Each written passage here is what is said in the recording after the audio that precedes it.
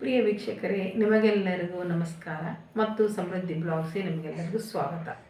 ಇವತ್ತಿನ ಮನೆಮದ್ದೇನೆಂದರೆ ನಿಮಗೆ ಇನ್ನೊಂದು ಹೇರ್ ಮಾಸ್ಕ್ ಹೇಗೆ ಮಾಡೋದು ಅಂತ ಹೇಳ್ತೀನಿ. ಕೂದಲಿಗೆ ಇದನ್ನು ನೀವು ಅಪ್ಲೈ ಮಾಡೋದ್ರಿಂದ ವಾರದಲ್ಲಿ 1 ಸರಿ ಅಥವಾ 2 ಸರಿ ಇದನ್ನು ಅಪ್ಲೈ ಮಾಡ್ತಾ ಬನ್ನಿ.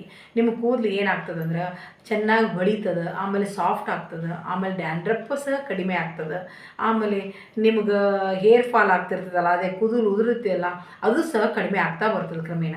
ಇದನ್ನು ಏನು ಮಾಡೋದು, ಹೇಗೆ ಮಾಡೋದು ಅಂತ ನಾನು ನಿಮ್ಗೆ ತಿಳಿಸ್ಕೊಡ್ತೀನಿ. ಏನಂದರೆ ಒಂದು ಬಾಲಲ್ಲಿ 1ರಿಂದ 1.5 ಚಮಚದಷ್ಟು ಆಮ್ಲ ಪೌಡರ್ ಹಾಕ್ಕೊಳ್ಳಿ. ಅದ್ರ ಜೊತೆಗೆ 1 ಸ್ಪೂನಿಂದ 1ರಿಂದ 1.5 ಸ್ಪೂನಷ್ಟು ಅದನ್ನು ಸೀಗೆಕಾಯಿ ಹಾಕ್ಕೊಳ್ಳಿ. ಅದರ ಜೊತೆಗೆ ವಿಟಮಿನ್ ಇ ಟ್ಯಾಬ್ಲೆಟ್ಸ್ ಅಂದರೆ ಮೆಡಿಕಲ್ ಸ್ಟೋರಲ್ಲಿ ಸಿಗುತ್ತೆ, ನೀವು ಕೇಳಿದರೆ ವಿಟಮಿನ್ ಇ ಟ್ಯಾಬ್ಲೆಟ್ ಕೊಡಿ ಅಂದರೆ ಕೊಡ್ತಾರೆ. ಆ ಟ್ಯಾಬ್ಲೆಟನ್ನು 2 ಇ ಟ್ಯಾಬ್ಲೆಟನ್ನು ನೀವು ಕಟ್ ಮಾಡಿ ಅದರಲ್ಲಿರೋ ಆಯಿಲ್ ಮಾತ್ರ ನೀವು ಅದಕ್ಕೆ ಹಾಕ್ಕೊಳ್ಳಿ.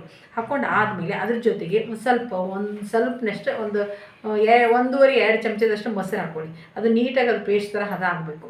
ಸ್ವಲ್ಪ ಕಡಿಮೆ ಆಯಿತು ಅಂದರೆ ಇನ್ನೊಂದು ಸ್ವಲ್ಪ ಮೊಸರು ಹಾಕ್ಕೋಬೋದು. ಇವು ಎಲ್ಲವನ್ನೂ ಕಲಿಸ್ಕೊಳ್ಳಿ.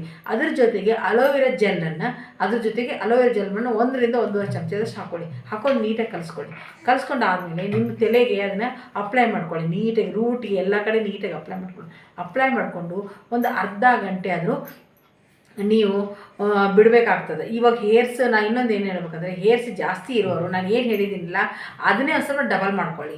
ಜಾಸ್ತಿ ಇರೋರು ನಾನು ಏನು ಹೇಳಿದ್ದೀನಿಲ್ಲ ಅದನ್ನು ಸ್ವಲ್ಪ ಜಾಸ್ತಿ ಮಾಡ್ಕೊಳ್ಳಿ. ಸೇಮ್ ಮಾಡಿಕೊಂಡು ನೀವು ಅದನ್ನು ಕಲಿಸ್ಕೊಂಡು ಹಚ್ಕೋಬೋದು. ಈ ರೀತಿ ವಾರದಲ್ಲಿ 1 ಸರಿ ಅಥವಾ 2 ಸರಿ ನೀವು ಮಾಡ್ತಾ ಬಂದರೆ ನಿಮ್ಮ ಕೂದಲು ತುಂಬಾ ಸಾಫ್ಟ್ ಆಗ್ತದೆ, ಆಮೇಲೆ ಬಳಿತದೆ. ಆಮೇಲೆ ಇವು ಸಿಲ್ಕಿ ಹೇರ್ಸ್ ಅಂತಿಲ್ಲ, ಆ ಥರ ನಿಮ್ಮದು ಸಹ ನೀವು ಮಾಡ್ಕೋಬೋದು. ಇದನ್ನು ನೀವು ಖಂಡಿತ ನಿಮಗೆ ಇದರದ್ದು ಉಪಯೋಗ ಆಗ್ತದೆ. ಆಮೇಲೆ ಇದೇ ಥರ ಉಪಯುಕ್ತ ಮಾಹಿತಿ ಬೇಕಾದರೆ ನನಗೆ ಕಮೆಂಟ್ಸ್ ಮಾಡಿ ತಿಳಿಸಿ ಸ್ನೇಹಿತರೆ. ನಾನು ನಿಮಗೆ ಮುಂದಿನ ವಿಡಿಯೋದಲ್ಲಿ ತಿಳಿಸೋ ಪ್ರಯತ್ನ ಮಾಡ್ತೀನಿ. ಆಮೇಲೆ ಹೊಸಬರು ಯಾರಿದ್ದೀರಾ ಅವರೆಲ್ಲರೂ ನನ್ನ ಚಾನಲನ್ನು ಸಬ್ಸ್ಕ್ರೈಬ್ ಮಾಡ್ಕೊಳ್ಳಿ. ಆಮೇಲೆ ಯಾರಿಗೆ ಇಷ್ಟವಾಗುತ್ತೆ ಮರೆಯದೆ ಲೈಕ್ ಮಾಡಿ, ಶೇರ್ ಮಾಡಿ, ಆಮೇಲೆ ಪಕ್ಕದಲ್ಲಿರೋ ಬೆಲ್ ಐಕಾನನ್ನು ಮರೆಯದೆ ಪ್ರೆಸ್ ಮಾಡಿ. ಆಮೇಲೆ ಈ ವಿಡಿಯೋ ನಿಮಗೆ ಮುಕ್ತಾಯ ಮಾಡ್ತೀನಿ. ನಿಮಗೆಲ್ಲರಿಗೂ ನನ್ನ ಧನ್ಯವಾದಗಳು.